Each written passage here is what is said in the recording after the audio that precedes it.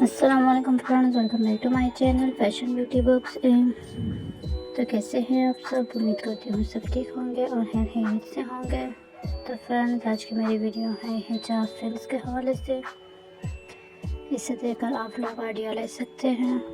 इसमें आप लोगों के डिज़ाइन के साथ साथ कलर कॉम्बिनेशन भी देखने को मिलेगा। आप लोगों को जो भी डिज़ाइन पसंद आता है आप उसे स्क्रीनशॉट लेकर अपने पास रख सकती हैं। ये सारे ही डिज़ाइन काफ़ी खूबसूरत और स्टाइलिश से हैं।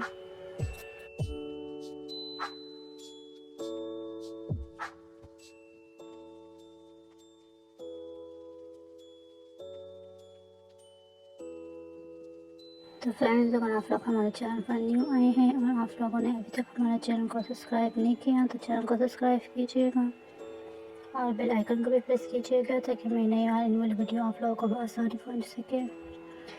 वीडियो को लाइक एंड शेयर भी कीजिएगा अपने फ्रेंड्स के साथ ताकि वो भी इनसे आइडिया ले सके।